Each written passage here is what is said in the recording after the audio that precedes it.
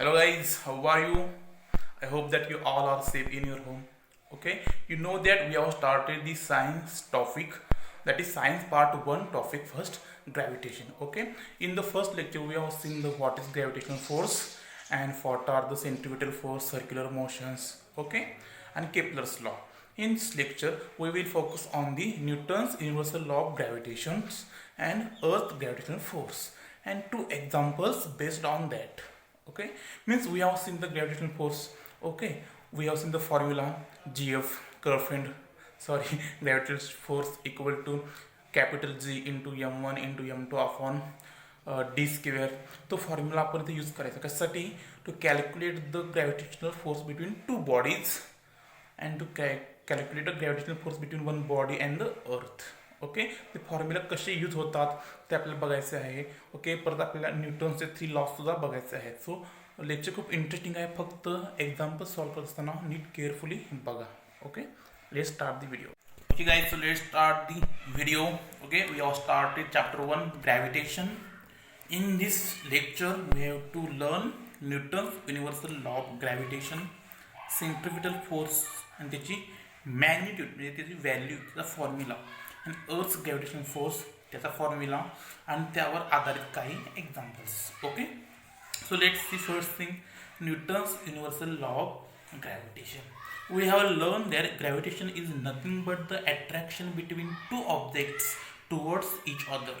Okay, so न्यूटन्सनं सुद्धा तोच law म्हणजे त्या बेसिसवरच त्याने लॉ तयार केला. तो लॉ असा आहे की सिम्पल आहे, तीच डेफिनेशन आहे. Every object in the universe attracts every other object with a definite force and this force is directly proportional to the product of masses and inversely proportional to the square of the distance between they. Simple आहे, आपण जास्त घ्यायचं नाही. ते काय म्हटलेलं आहे, every object in the universe attracts every other object with a different force. युनिवर्समधले कुठलेही दोन ऑब्जेक्ट्स ते एकमेकाला आपल्याकडे अट्रॅक्ट करतात. ते ज्या फोर्सने अट्रॅक्ट करतात ग्रॅव्हिटेशनल फोर्स म्हणतात. Suppose this twos are the that objects m1 आणि m2. This is their attraction force, that is gravitational force, and this is distance between their centers. Then according to Newton's universal law of gravitation, this force is directly proportional to the product of the masses. m1 आणि m2 चा product त्याला directly proportional आहे and inversely proportional to the square of the distance between they. Inversely proportional म्हणजे काय, 1 upon त्याचा जो distance आहे त्याच्या स्क्वेअरला इनव्हर्सली प्रोपोर्शनल आहे. इथे फोर्स आहे म्हणजे दोन्ही पण सेम आहे. So force directly proportional to m1 into m2 चा product upon D square. Proportionality Saint घालवलं आपण. here we get constant z. it is called universal gravitational constant. Okay, so this is the formula we have seen in the last lecture. F is equal to g into m1 m2 upon d square. Okay, so here are some conditions. Or some what I can say, some criteria. Let's see what if mass of one object is doubled, the force between them also doubles. आता हे m1 आणि m2 आहे. जर यापैकी एक जर मास आपण double केला म्हणजे आपण 2m1 केला, हा m2 ठेवला, फक्त एक मास डबल केला, जो फोर्स जो असणार आहे फोर्स तो सुद्धा काय होतो, डबल होतो. It is first condition. Second condition, distance is doubled, then force decreases by factor of 4. आता तिने काय डबल केलेलं आहे, डिस्टन्स जर आपण डबल केलं, डिस्टन्स जर आपण 2d घेतलं तर f ची व्हॅल्यू 4 ने कमी होते. f ची व्हॅल्यू डिक्रीजेस बाय फॅक्टर 4. पहिलं काय होते, जर दोन्ही मासपैकी एक जर मास आपण डबल घेतला तर फोर्स डबल होतो. आपण मास सेम ठेवले, डिस्टन्स डबल घेतलं म्हणजे हे जे आहेत ना ऑब्जेक्ट जर आपण असे वाढवले त्यांच्याला फोर्स 4 पटीने कमी येतो.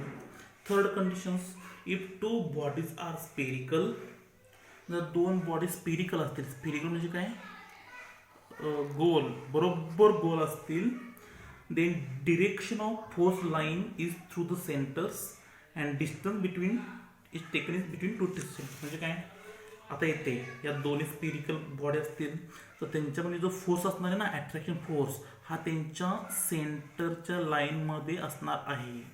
केव्हा? जेव्हा दोन बॉडी बरोबर स्पेरिकल असतील आणि त्यांच्यामधलं जे डिस्टन्स असतं ते सेंटरमधून डिस्टन्स घेतलेलं असतं. कधी? जेव्हा या दोन्ही बॉडी स्पेरिकल असतील तेव्हा. स्पेरिकल म्हणजे काय? बरोबर वर्तुळ, असं नाही, बरोबर वर्तुळ. हां, मग आता असं असेल तर काय, म्हणजे इरेग्युलर शेप असेल तर काय, if two bodies are not spherical, म्हणजे स्पिरिकल नसते, म्हणजे अशा जर वेगवेगळ्या शेप असतील आणि त्यांच्यामध्ये जर आपल्याला ग्रॅव्हिटेशनल फोर्स काढायचा असेल तर जे आपण तर त्यांचा जो ग्रॅव्हिटेशनल फोर्सची लाईन जी असते ना ती सेंटरमधून जात नाही, तर ती त्यांच्या सेंटर ऑफ मासमधून जाते. जो काही ग्रॅव्हिटेशनल फोर्स ॲक्ट होणार आहे तो सेंटर ऑफ मासमधून जातो. जर त्या गोल असतील त्यांची line of action of gravitational force ही सेंटरमधून असते. If this two balls R not spherical तर त्यांची line of action of force हा सेंटरमधून नसतो तर सेंटर ऑफ मासमधून असतो. आणि त्यांचं जे डिस्टन्स जे असतं ते सेंटरमधून घेत नाहीत, ते त्यांच्या सेंटर ऑफ मासमधून घेतलं जातं. ओके, आता सेंटर ऑफ मास म्हणजे काय, तर centre of mass it is a point inside और outside the object at which total mass of the object concentrated. म्हणजे प्रत्येक ऑब्जेक्टमध्ये असा एक पॉईंट असतो, तो याच्या आत असेल तो त्याच्या बाहेर असेल. काही काहींचा आत असतो, काही काहींच्या बाहेर असतो. सपोज बाहेर आहे. ओके, प्रत्येक ऑब्जेक्टचा असा एक पॉईंट असतो, सेंटर सोडून, नॉट सेंटर, असा एक पॉईंट असतो. त्या पॉईंटमध्ये त्याची सगळं मास म्हणजे त्याचं सगळं वजन केंद्रित असतं, त्याला सेंटर ऑफ मास म्हणतात. आता सर्कल असेल, बरोबर स्पेरिकल असेल, त्याला पण सेंटर ऑफ मास असतं, पण ते कुठं असतं? सेंटरलाच असतं. म्हणजे त्याचा सेंटर आणि सेंटर ऑफ मास सेमच असतो. पण जर इरेग्युलर शेप असेल तर त्याचा सेंटर ऑफ मास हा सेंटरपासून वेगळ्या ठिकाणी असतो. मग जर स्पेरिकल असेल तर ग्रॅव्हिटेशनल फोर्स सेंटरमधून जातो, आणि स्पेरिकल नसेल तर ग्रॅव्हिटेशनल फोर्स त्यांच्या मास ऑफ सेंटरमधून जातो आणि डिस्टन्स देखील मास ऑफ सेंटरमधून घेतले जाते. हे याच्या 4 कंडिशन्स आहेत. ओके, आता मी परत सांगत नाही, तुम्ही व्हिडिओ रिव्हर्स करून म्हणजे तुम्ही व्हिडिओ मागे जाऊन हे परत बघायचं आहे. ओके ओके दे सेंट्रिपिटल फोर्स आपण मागच्या वेळी बघितलेलं आहे. काय? if any object is moving in a circular motion, if any object is moving in a circular motion, then this object is attracted towards the center. Then this object is attracted towards the center by a force. This force is called a centripetal force. म्हणजे जर एक object circular मोशनमध्ये फिरत असेल तर तो त्याच्या सेंटरकडे attract होतो एका फोर्सने. तो फोर्स म्हणजे सेंट्रिपेटल फोर्स. त्याची व्हॅल्यू आहे mv². mv² आपण r. This is the formula for centripetal force. हे सगळे फॉर्म्युले महत्त्वाचे आहेत, तुम्हाला नंतर क्वेश्चन सॉल्व करताना समजेल. It is called centripetal force. Okay, हा फॉर्म्युला का आला यामध्ये? आता बघा, हा एखादा ऑब्जेक्ट आहे, सपोज याचं मास आहे m, हा सर्क्युलर मोशनमध्ये एका स्पीडने फिरतो, ते स्पीड आहे v, आणि या ऑब्जेक्टचं आणि सेंटरमधून डिस्टन्स आहे r. या mvr यूज करून हा फॉर्म्युला तयार केलेला आहे, mv²/r. फिर m is centripetal force, m is mass of the object, v is the speed of the object, and r is the distance between center and the object or the radius. Okay, तर आपण radius म्हणू शकतो. Centripetal force. Okay, now Earth's gravitational force. Earth's gravitational force म्हणजे बघा, आता आपण मागच्या 2 लेक्चरमध्ये काय बघितलं आहे? आपण मागच्या 2 लेक्चरमध्ये असं बघितलं की 2 बॉडींमधलं ग्रॅव्हिटेशनल फोर्स आपण काढू शकतो. तुम्हाला ग्रॅव्हिटेशनल फोर्स हा कोणत्याही 2 बॉडीमध्ये असतो. m1 m2 आहे तर त्यासाठी फॉर्म्युला काय होता? Gm1 m2 /d². करेक्ट. आता ग्रॅव्हिटेशनल फोर्स हा एखादा ऑब्जेक्ट आणि अर्थमध्ये पण असू शकतो ना, obviously that is the earth gravitational force. That is earth. बघा, आता एखादा ऑब्जेक्ट आहे हा पृथ्वीच्या आत, तो आपण वरती टाकला तर तो खाली येतो. तो कशामुळे येतो? तो पृथ्वीच्या ग्रॅव्हिटेशनल फोर्समुळे येतो, बरोबर आहे. बॉडी हा M1 झाला आणि पृथ्वीचं मास M2 झाला, कारण की आपण gravitational force between object and अर्थ काढत आहोत.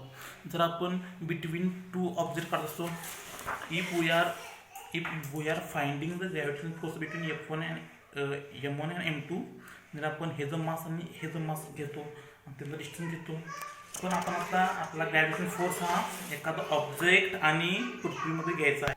ओके, आता आपला ग्रॅव्हिटेशनल फोर्स एखादा ऑब्जेक्ट आणि अर्थ यांच्यामध्ये घ्यायचा आहे. मग आता ऑब्जेक्टचं मास M1 असेल आणि अर्थचं मास M2 असेल, आणि त्यांच्याला डिस्टन्स हे काय असतं, अर्थची रेडियस असते. सिमिलरली आपण मून आणि अर्थमध्ये ग्रॅव्हिटेशनल फोर्स काढू शकतो. तर त्याचा फॉर्म्युला असा आहे, हा झाला आपला general formula, F equal to G into M1 into M2 upon D square. हा फॉर्म्युला होता दोन बॉडींसाठी. ओके, हा फॉर्म्युला होता. आता तोच फॉर्म्युला यूज करायचा आहे, पण इथं डीच्या ठिकाणी R येणार, कारण की आपण आता ऑब्जेक्ट आणि अर्थशी संबंधित काढतात ना. सो हिअर G म्हणजे ग्रॅव्हिटेशनल कॉन्स्टंट हा सेमच असतो काय. ओके, G सेमच असणार आहे कुठेही. आता M1 म्हणजे काय असेल, मास ऑफ दॅट ऑब्जेक्ट ज्याचा आपण पृथ्वीशी ग्रॅव्हिटेशनल फोर्स काढणार आहे त्याचा object. M2 is the mass of the earth. समजलं का, कारण की आता आपण ऑब्जेक्ट आणि अर्थ याच्याशी काढत आहोत. M2 is the mass of the earth. पृथ्वीचं मास काय सेमच असणार आहे, ते बदलणार नाही, 6 × 10⁻24 kg. and here is the mass of the first object, that is M1. Okay, हे मास ऑफ M आपण कोणताही घेईल ना ऑब्जेक्ट त्यानुसार वेगळं होईल, पण पृथ्वीचं मास कायम सेम राहील. ते काय आहे, 6 × 10⁻24 kg. Radius of the earth, R म्हणजे काय, रेडियस ऑफ द अर्थ, ती पण फिक्स आहे, 6.4 × 10⁻6 मीटर. 6 × 10⁻6 मीटर. G काय आपला हा सेमच असतो सगळ्यांसाठी, 6 × 6 7 × 10⁻11 न्यूटन मीटर स्क्वेअर पर किलोग्रॅम ⁻. ओके, कळलं ना तुम्हाला. आपण आधी दोन बॉडीमध्ये ग्रॅव्हिटेशनल फोर्स काढत होतो, त्यासाठी M1 म्हणजे पहिल्याचं मास, M2 म्हणजे सेकंडचं मास होतं, D त्यांच्याला डिस्टन्स होतं. आता आपल्याला ग्रॅव्हिटेशनल फोर्स कशामध्ये काढायचा आहे, एखादा ऑब्जेक्ट आणि पृथ्वी यांच्यामध्ये काढायचं आहे. सो M1 हा काय झाला, mass of that object, M2 काय झालं, मास ऑफ द अर्थ, कारण की आपला दुसरा ऑब्जेक्ट हा पृथ्वी आहे. हां, आणि त्यांचं डिस्टन्स म्हणजे आता आपण काय घ्यायचं, R घ्यायचं. दिस is R is the radius of the earth. त्यांचं डिस्टन्स घ्यायची, पृथ्वीची रेडियस घ्यायची असते, त्याची व्हॅल्यू आहे 6.4 × 10⁻6 मीटर. पृथ्वीचं मास आहे, मास म्हणजे वजन, 6 × 10⁻24 kg G. ओके, असं आहे. आता आपण एक्झाम्पल्स बघू. एक्झाम्पल्स समजा थोडी टफ आहेत, पण काळजीपूर्वक बघा, या फॉर्म्युलांवरतीच आपल्याला यूज करायचं आहे. So let's see the examples. Okay guys, so बघा, असा क्वेश्चन आहे, तिने विचारलेला आहे की वेटर बोलतोय ना, सॉल्व करू खूप होतं की Mahindra and Virat are sitting at a distance of. हा क्वेश्चन तुमच्या बुकमध्ये आहे, तुमच्या बुकमधलं मी एक्सप्लेन करत आहे तुम्हाला, ते एक्सप्लेन केलं तुम्हाला तुमचे दिलेले होमवर्क सॉल्व करता येणार नाही. Okay, Mahindra and Virat are sitting at a distance of 1 metre from each other. Their masses are 75 kg and 80 kg respectively. What is gravitational force between them? आपल्याला ग्रॅव्हिटेशनल फोर्स हा महिंद्रा आणि विराटमधला काढायचा आहे. महिंद्रा आणि विराट असे दोन बॉय आहेत, ते कशावर बसलेले आहेत, they are sitting on the bench, आणि आपल्याला त्यांच्यामधलं ग्रॅव्हिटेशनल फोर्स काढायचा आहे. सो आपल्याला काय पाहिजे, यांचं मास माहिती पाहिजे. दिलेलं आहे का, दिलेलं आहे गिवन. महिंद्राचं वेट 75 kg आणि विराटचं लिहायचं वेट ऑफ महिंद्रा. मास घ्या, मास ऑफ महिंद्रा M1 धरा, M1 म्हणजे 75 kg. Okay, then mass of Virat M2 80 kg. आपल्याला आणखीन काय गरज असते ग्रॅव्हिटेशनल फोर्स काढण्यासाठी, जीची व्हॅल्यू सेम असते, M1 M2 भेटली, डिस्टन्स डिस्टन्स काय आहे त्यांच्यामधलं, sitting at a distance of 1 metre. Distance किती आहे, 1 metre.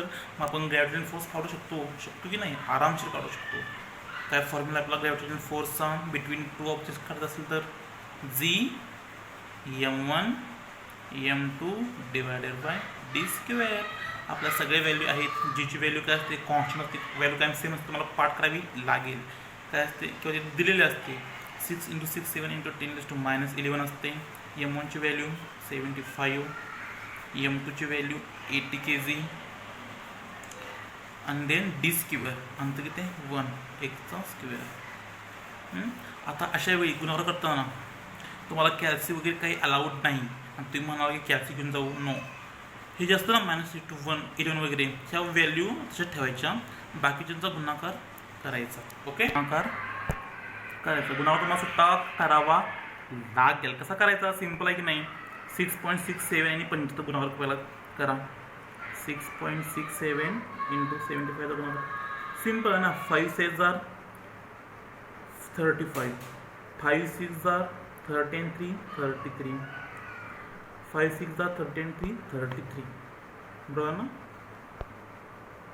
Okay, now 0 because here 2 digit आपण 5 ने गुणलं. आता 0 देऊन 7 ने गुणायचं. 7 7 जार 49, 4 7 6 जार 40.4 46, सो बेस 6 कॅरी ओवर 4, 7 6 जार 42 आणि 4 46.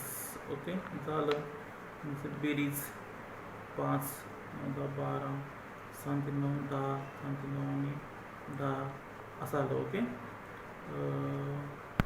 ओके, सो इथं 4 आणि 1 5 आलं. तर 500.25 कारण की 2 पॉईंट नंतर आपण पॉईंट दिलेला आहे. ओके, नाव 525 गुणाकार कोणाचा आला, 6.67 आणि 75चा आला. अजून 80 आहे. सो 525ला 80ने गुणा. 525ला 80ने गुणल्यावर गुणाकार असा येतो 4002000 असा गुणाकार येतो. इथं आपण आफ्टर 2 डिजिट पॉईंट दिले.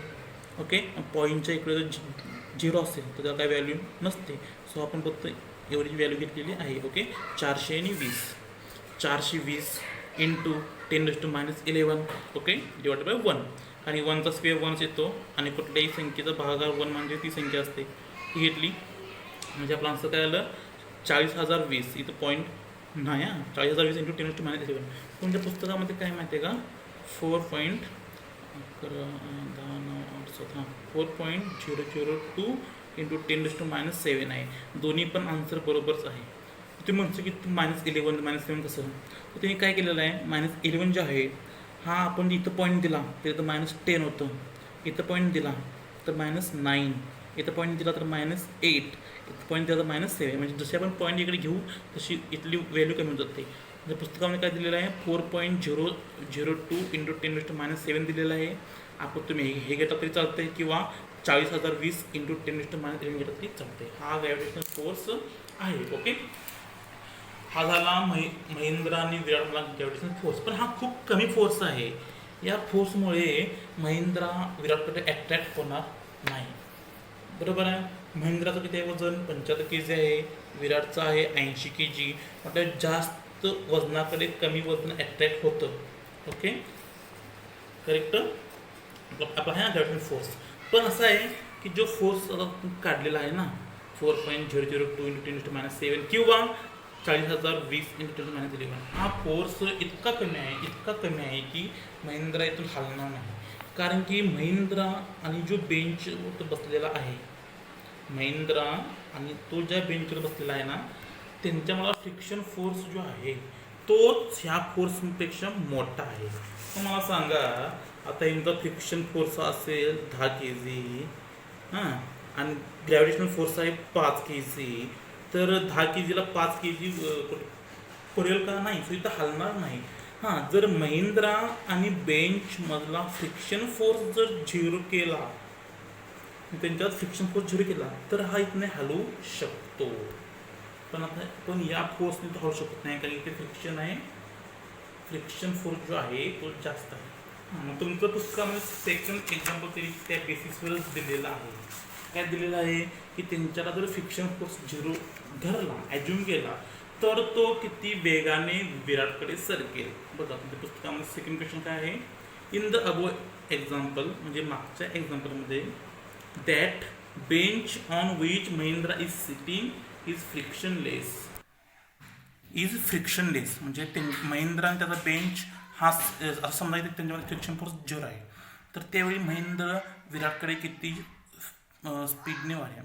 Starting with 0 velocity. ओके, आता हा महिंद्रा आहे विराट.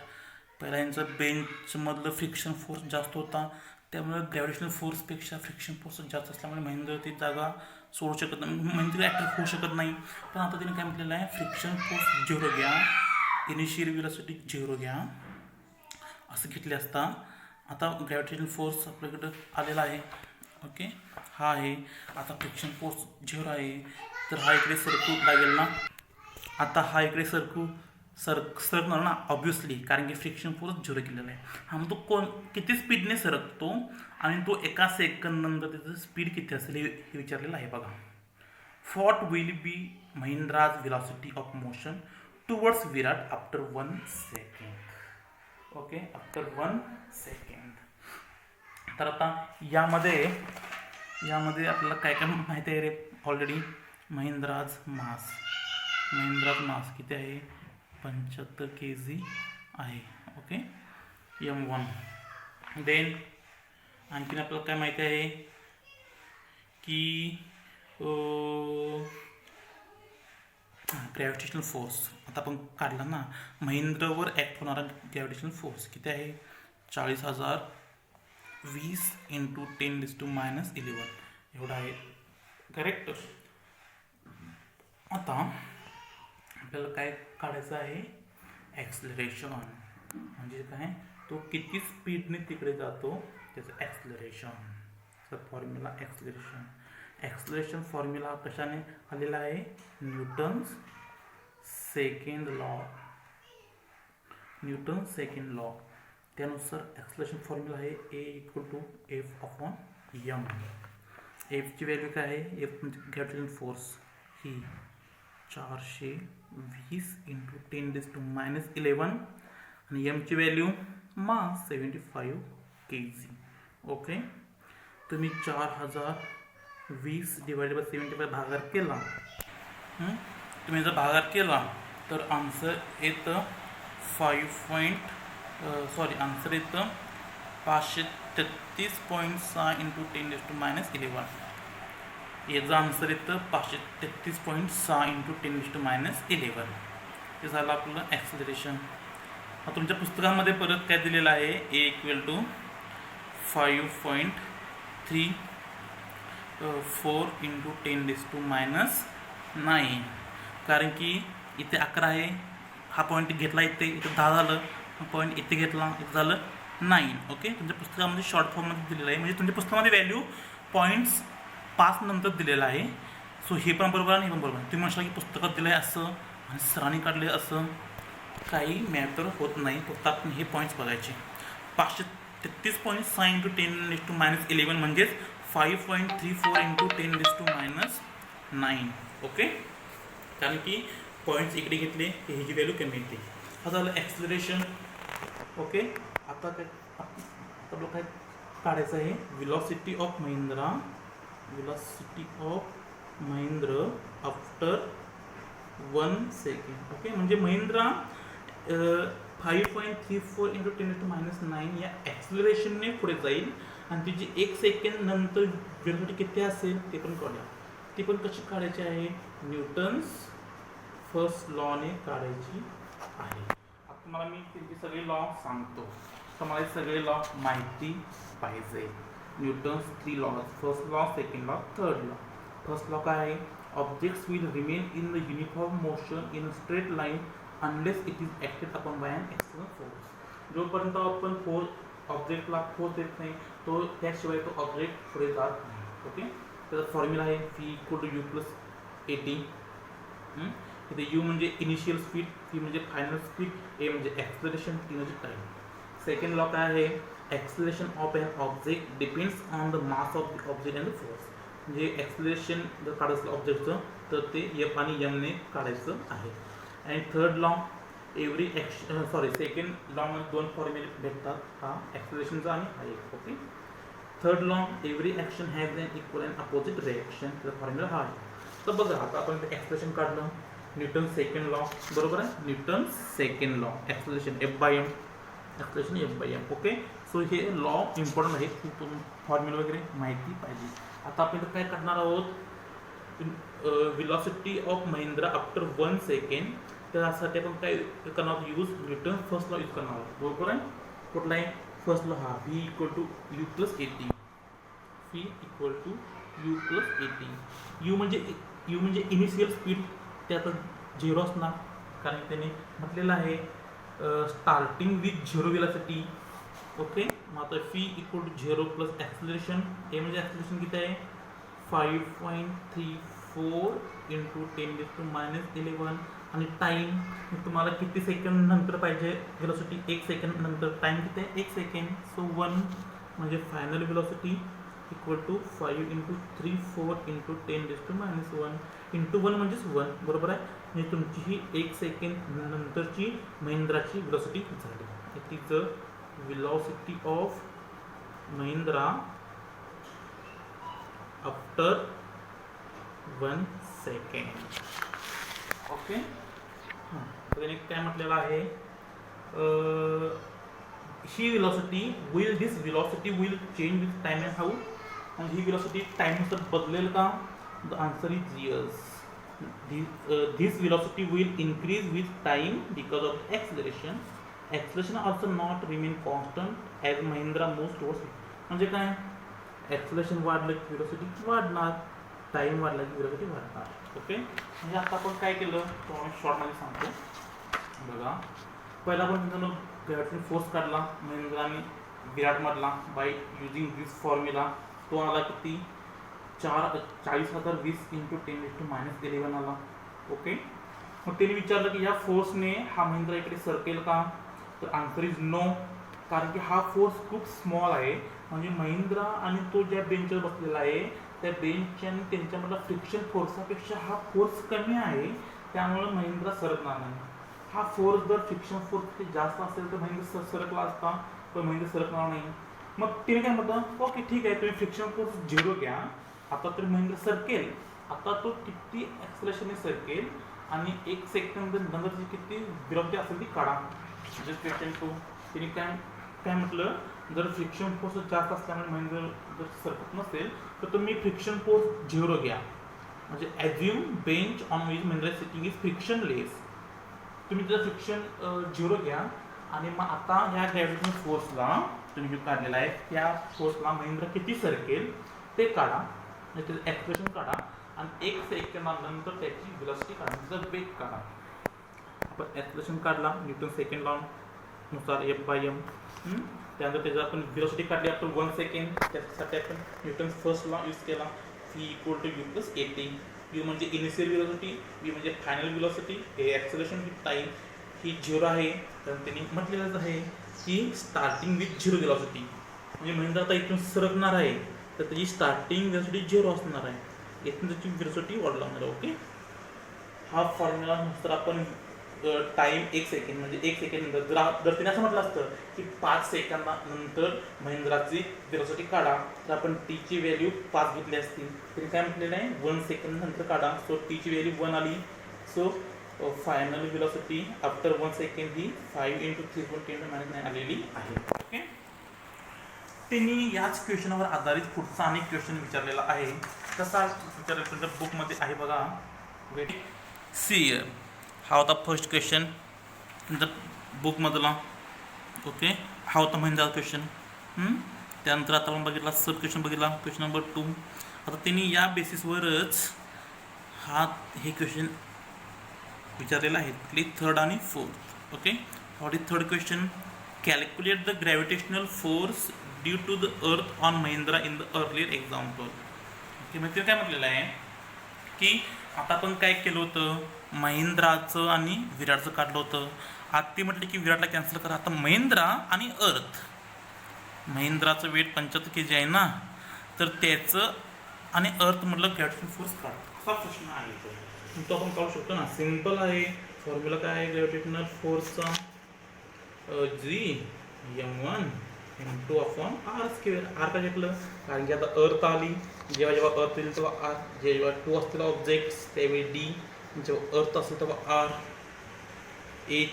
जीची व्हॅल्यू माहिती आहे 6.67 इंटू 10⁻11. m1 म्हणजे mass of the Mahindra 75 kg. m2 mass of the अर्थ. मास ऑफ दी अर्थ आपण मगाशी बघितलेलं आहे. कुठे आहे मास ऑफ दी अर्थ? हे बघायचं आहे mass of the earth 6 into 10⁻24. Okay, 6 into 10⁻24 divided by r square. Radius of the earth किती आहे? Radius 6 into 4 into 10⁻6. 6 into 4 sorry 6.4 into 10⁻6. आता हे तुम्ही सॉल्व केलं तर सॉल्व करायचं माहिती आहे ना.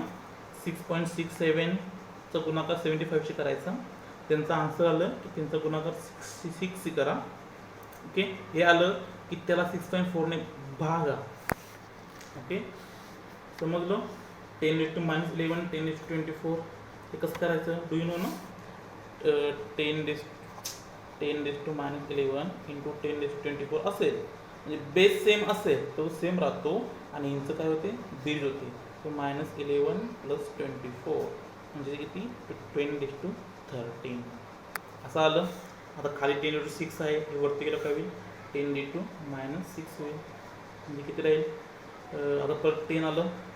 10 13 + -6 म्हणजे 13 - 6 म्हणजे किती आलं? 10 7 म्हणजे तुम्ही यांचा गुणाकार आणि याचा भागाकार करून जे आन्सर येईल ते आन्सर इंटू 10⁻7 असं आन्सर असेल. ओके, तर तुम्ही ते काढला तर हे जो आन्सर येतं 733 न्यूटन. तुम्ही सॉल्व करून बघा, याचा आन्सर येतं 733 न्यूटन. म्हणजे काय? महिंद्राचं आणि अर्थ यांच्यामध्ये ग्रॅव्हिटेशनल फोर्स जो आहे तो 733 न्यूटनचा आहे.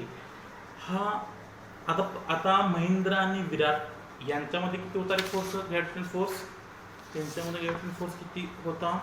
4.002 आहे ना. याच्यापेक्षा हा फोर्स म्हणजे महिंद्रा आणि विराट मध्ये तो आपण फोर्स काढलेला आहे त्याच्यापेक्षा महिंद्रा आणि अर्थमध्ये ग्रॅव्हिटेशनल फोर्स भरपूर आहे. जवळपास 1.83 इंटू 10⁻9 टाइमपेक्षा जास्त हा फोर्स आहे. का? कारण की अर्थचं वेट जास्त आहे ना, अर्थ ग्रॅव्हिटेशन जास्त आहे ऑब्विसली विराटपेक्षा. ओके, न्यूटन आला. आता तिने या बेसिसवर आणखीन एक क्वेश्चन विचारलेला आहे. एकूण तिने 4 क्वेश्चन्स विचारलेले आहेत. बघा आता लास्ट क्वेश्चन तिने त्या बेसिसवर विचारलेला आहे. काय? Sorry, starting from the rest what will be Mahindra's velocity after 1 second if he is falling down due to gravitational force? Similarly, जसं आपण आता महिंद्रा आणि विराटमध्ये ग्रॅव्हिटेशनल फोर्स काढून फ्रिक्शन फोर्स 0 समजून हा किती वेलोसिटी पुढे गेला त्याचं ॲक्सलेशन काढा आणि वेलोसिटी आफ्टर 1 सेकंड काढली. तशीच आता महिंद्रा आणि अर्थमध्ये महिंद्रा आता ऑब्व्हियसली ग्रॅव्हिटेशनल अर्थ जास्त आहे, वजन जास्त आहे, तो महिंद्रा पृथ्वीकडे खेचला जाणार कारण की अर्थचं ग्रॅव्हिटेशनल फोर्स जास्त आहे ना. ऑब्व्हियसली अर्थचं मास पण जास्त आहे, सो कमी मासचं इकडं खेचलं जातं. आता हा किती वेलोसिटीने येईल, किती ॲक्सलेशन येईल आणि याची वेलोसिटी आफ्टर 1 सेकंड काढावून सांगितलेलं आहे. आपण परत ॲक्सलेशन कसं काढतो? Newton second law A = F = m. F इथं किती आहे महिंद्राचं? पण सॉरी F ग्रॅव्हिटेशनल फोर्स 733 आणि मास किती आहे पृथ्वीचं मास किती आहे? 6 × 10⁻24 बरं ना. 6 × 10⁻24 काय ते चुकले होतं आपलं. सॉरी ॲक्सलेशन फॉर्म्युला आहे F/m. कोणाचं ॲक्सलेशन काढायचं आहे? महिंद्राचं पृथ्वीशी. सो हा महिंद्रावर ॲक्ट होणारा ग्रॅव्हिटेशनल फोर्स किती आहे? 733 आणि मास ऑफ दी महिंद्रा किती आहे? ते 75 आहे. हे जर तुम्ही सॉल्व केला तर याचं आन्सर येतं 9.77 येतं. ॲक्सलेशन हे काय unit is metre per second square. Expression काढलं. आता आपल्याला काय काढायचं आहे, व्हेलॉसिटी आफ्टर 1 सेकंड. त्यासाठी Newton's first law, v equal to u plus a t. आणि इथे पण म्हटलेलं आहे बघा, काय म्हटलेलं आहे की यू झिरो घ्या स्टार्टिंग फ्रॉम द रेस्ट. म्हणजे यू काय असते ऑब्विसली झिरोच असतं. So v equal to zero plus acceleration 9.77 t1 म्हणजे किती आली व्हेलॉसिटी 9.77 मीटर पर सेकंड. व्हेलॉसिटीचं आहे युनिट मीटर पर सेकंड आणि ॲक्सलरेशनचं आहे metre per second square. Metre per second square. Okay, म्हणजे महिंद्रा पृथ्वीकडे 9.77 मीटर सेकंद या वेगाने जाईल. आता मी तुम्हाला परत एकदा समरी सांगतो. आपण आतापर्यंत काय काय बघितलं ना, मी तुम्हाला परत एकदा सांगतो तर तुम्हाला समजेल. बघा, आपण पहिला एक्झाम्पल हे घेतलं. काय होतं, महिंद्रा आणि विराटचं मास दिलेलं होतं, डिस्टन्स दिलेलं होतं. तिने काय सांगितलं होतं की दोघांच्या मधील ग्रॅव्हिटेशनल फोर्स काढा. तो आपण काढला. या फॉर्म्युलाने किती आला, 4.003 × 10⁻⁷ आला. आता फोर्स आले. आता महेंद्र इकडे जाईल का विराट इकडे येईल हा प्रश्न होता. तर महेंद्र इकडे जाईल, कारण की विराटचं वेट 80 आहे, महेंद्रचं 75 आहे. ज्याचं वेट जास्त तिकडे ग्रॅव्हिटेशनल फोर्समुळे महेंद्र तिकडे ॲक्ट होणार, त्याचं वजन कमी आहे. ओके, पण ग्रॅव्हिटेशनल फोर्स जो आहे हा खूप कमी होता, यांच्या फ्रिक्शन फोर्सपेक्षा खूप कमी होता. आणि महेंद्र बसलेला ना बेंचवर, त्या बेंचचा आणि महेंद्रच्या फ्रिक्शन फोर्सच्या कमी होता, म्हणून महेंद्र जागेवर हलू शकत नव्हता. या फोर्समुळे महेंद्राचं मुवमेंट होणार नव्हती. मग तिने काय म्हटलं, महेंद्राचं आणि त्याच्या बेंचचं फ्रिक्शन तुम्ही झिरो घ्या, फ्रिक्शन फोर्स झिरो घ्या. आता तर तो हलेल, आता तो हलेल तर तो किती ॲक्सिलरेशनने हलेल आणि 1 सेकंड नंतर त्याची व्हेलॉसिटी किती असेल ती काढा. मग आपण ॲक्सिलरेशनचा फॉर्म्युला आपल्याला माहिती आहे, Newton second law, F upon M आपण काढला. 5.34 ॲक्सिलरेशन आलं. त्यानंतर आता त्याने काय काढायला सांगितलेलं, व्हेलॉसिटी आफ्टर 1 सेकंड. त्यासाठी आपण काय यूज केला, न्यूटन फर्स्ट लॉ यूज केला. V equal to u plus a t. U म्हणजे इनिशियल व्हेलॉसिटी झिरो आली, ए म्हणजे ॲक्सिलरेशन काढलं होतं, टी म्हणजे 1 सेकंड, कारण की आपल्याला व्हेलॉसिटी आफ्टर 1 सेकंड काढायची आहे. सो आन्सर आलं हे. म्हणजे काय, महिंद्रा जेव्हा फ्रिक्शन झिरो असेल त्यावेळी 5.34 × 10⁻⁹ या ॲक्सेलरेशनने पुढे जाईल आणि 1 सेकंड नंतर किती जागा आहे ना, इथून 1 सेकंड टाईम नंतर त्याची व्हेलॉसिटी असेल एवढी. ओके, त्यानंतर आपण बघितलं सेकंड क्वेश्चन बघितलं ना, आपण कुठे गेलो सेकंड क्वेश्चनचं,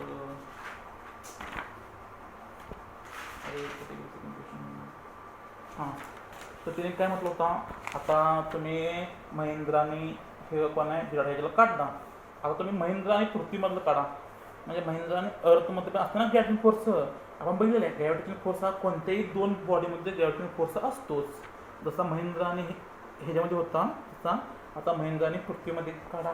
मग सेम फॉर्म्युला आहे आपला, GF G × M1 M2 आपण R². आता इथे जीची व्हॅल्यू कॉन्स्टंट असतेच. काय एम म्हणजे काय असणार, महिंद्राचं मास, आणि M2 म्हणजे पृथ्वीचं मास असणार आहे, आणि R² म्हणजे पृथ्वीची रॅडियस. आपण बघितलेलं आहे अर्थ ग्रॅव्हिटेशन कॉन्स्टंट. ओके, आपण बघितली की नाही अर्थ ग्रॅव्हिटेशन कॉन्स्टंट हे काय आहे, हे बघा अर्थ ग्रॅव्हिटेशन कॉन्स्टंट फॉर्म्युला. एखाद्या मासचं आपल्याला अर्थची काढत असेल तर हा फॉर्म्युला यूज करतो, आपण बघितलं. ओके, सो त्या फॉर्म्युलानुसार त्याचा ग्रॅव्हिटेशन फोर्स आलेला आहे 733 न्यूटन. कारण की पृथ्वीचं मासची व्हॅल्यू आहे 6 × 10⁻24 ही कायम असते तीच, आणि त्याची आरची व्हॅल्यू आहे 6 × 4 × 10⁻², सॉरी इथं स्क्वेअर येणार ना, आरचा स्क्वेअर. ही पृथ्वीची रॅडियस आहे ज्याचा स्क्वेअर. तर सगळं सॉल्व केल्यानंतर आन्सर येतं 733 न्यूटन. ओके, म्हणजे बघा, म्हणजे जेव्हा महिंद्रास आणि विराटमध्ये ग्रॅव्हिटेशनल फोर्स किती होतं, 4.002 × 10⁻⁻0 होतं ना, याच्यापेक्षा कितीतरी पट्टीने जास्त महिंद्रा आणि पृथ्वीमध्ये आहे. कारण की पृथ्वीचं मास जास्त आहे ना, पृथ्वी किती मोठी असते, सो ती याला ऑब्विसली अट्रॅक्ट करणार जास्त फोर्सने. आता तिने काय म्हटलं, तुम्ही यांच्या मला GF काढला, आता परत महिंद्रा इकडे होणार ना अट्रॅक्ट, कारण की पृथ्वीचं माग जास्त आहे. तो किती ॲक्सलरेशनने आणि किती आणि 1 सेकंड नंतर त्याची किती स्पीड असेल ते काढा. परत आपण ॲक्सलरेशन फॉर्म्युला यूज करून काढला ॲक्सलरेशन. एफ आपण एफ म्हणजे gravitational force acting on the Mahindra आणि mass of the Mahindra. X किती आलं ॲक्सलरेशन 9.77 आलं. ओके. त्यानंतर आता आपलं काय काढायचे आहे velocity after 1 second. So v equal to u plus 80. U 0 घेतली. ओके. ॲक्सलरेशन 9.77 टाईम 1 सेकंड ही वेलोसिटी आलेली आहे. ओके. म्हणजे महिंद्रा आणि विराटपेक्षा जो ग्रॅव्हिटेशनल फोर्स आहे तो यांच्यामध्ये जास्त आहे, कारण की पृथ्वीवर ना. म्हणजे आपण जर महिंद्राला वरून खाली टाकला तर महिंद्र या स्पीडने खाली येणार आहे. आणि महिंद्राचा असा जर फिरायचा असेल महिंद्राला, म्हणजे या कोपऱ्यावर आहे महिंद्रा, या कोपऱ्यावर आहे विराट, तर त्यांच्यामधलं हे कमी असेल ऑब्वियसली. ओके. एक्झाम्पल्स तुम्हाला समजून सांगणं होतं म्हणून वेळ लागलेला आहे. मी बुकचा पण यूज करा मला अक्षर समजत नसेल तर. ओके. सो सिम्पल आहे. So let's stop here. Bye bye. Take care.